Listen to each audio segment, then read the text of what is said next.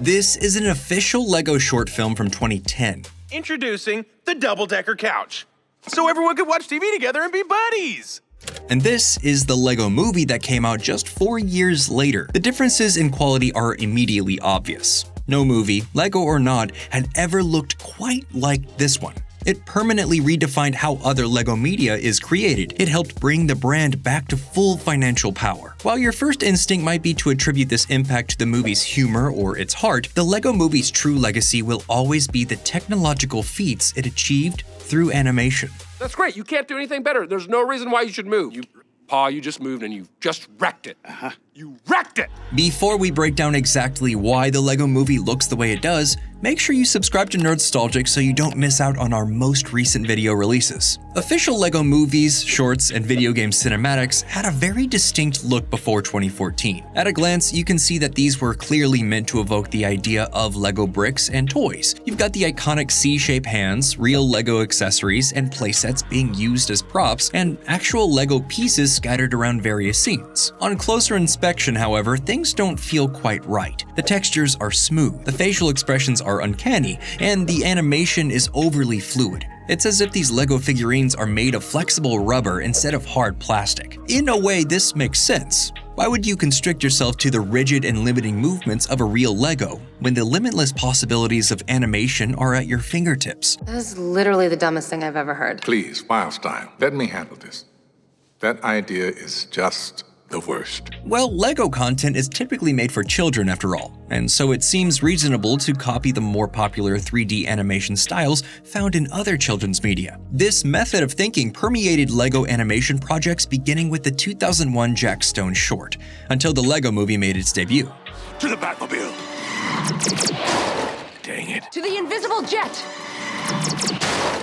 Dang it. Everyone who has seen even a single frame from the LEGO movie understands what kind of film it is. Directors Phil Lord and Chris Miller, who are best known for Cloudy with a Chance of Meatballs and 21 Jump Street at the time, have said that their goal was to take a very homemade brick film and try and make that as cinematic as possible with lighting and camera angles and the type of things that you would do on a big budget live action movie. With the help of an incredible team of animators at Animal Logic, led by Chris McKay and Aidan Sarsfield, they definitely achieved that goal. In that quote from Lord and Miller, you might have noticed the use of the word brick film. The term is used among LEGO hobbyists to describe fan-made movies that use LEGO characters and sets to tell their stories. Traditionally, these tend to be stop-motion animated, and it's where the idea of LEGO movies originally began to take hold. Decades before LEGO had even considered making their video content, fans were creating their own. If anybody has black parts, I need them, okay? I only work in black, and sometimes very, very dark gray. As is pointed out in this Vox documentary,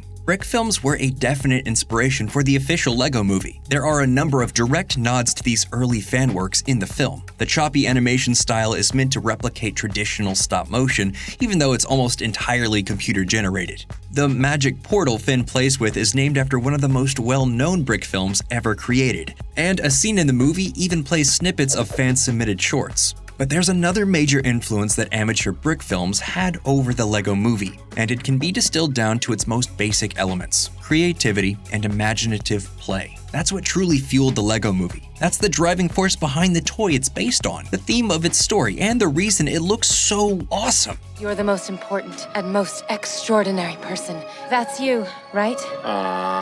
Yes.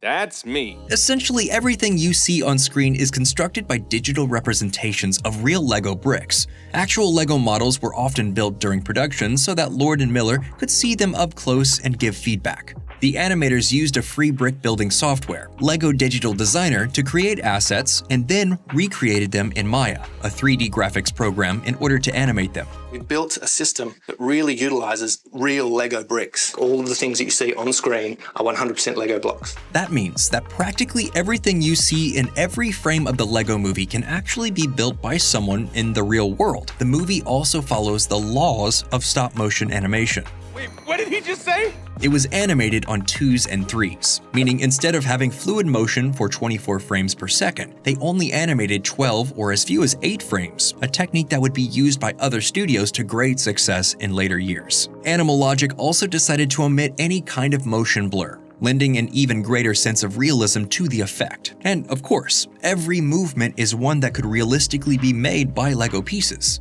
Jumping jacks, hit them. 1, 2, 3. I am so pumped up! However, since this was all done through CG animation, the details could be pushed even further. Some pieces, particularly the figurines of the main characters, have visible scratches, fingerprints, and cracks. There are creases where you would see them on pieces made with real-life molds, little imperfections in the plastic, and differences in texture. Look no further than the well-loved 1980s-era spaceman, Benny, who was based off of Miller's childhood toy. This level of real detail had never really been considered in previous LEGO projects with their almost unnervingly smooth 3D models. When combined with everything else, it all made for a highly stylized and incredibly beautiful film. What I see are people inspired by each other. People taking what you made and making something new out of it. Even just the intro, when Emmett is getting ready for his day, is almost overwhelming in its detail. When Emmett showers, one by one round bricks come out of the shower head and froth up to actual Lego bubbles. Stunning effects like the interior of the magical portal, smoke and steam, explosions, and even massive ocean waves are all made from thousands of individually rendered bits of Lego, and they're all animated to look like they're moving in stop motion. It's a stunning technological achievement that had never been done before. Even 9 years later, it still holds up. It holds up so well that several more LEGO movies and shorts have been made since then, which emulate the iconic style. And in that time, it's become synonymous with the LEGO brand. I think I got it, but just in case, tell me the whole thing again. I wasn't listening. None of this would have been possible without those basic elements of creativity and imaginative play on the part of the movie's creators. It took a lot to make believe in forging new creative paths to make the LEGO movie look the way it does, and it was done to stay as true to the core of LEGO as possible.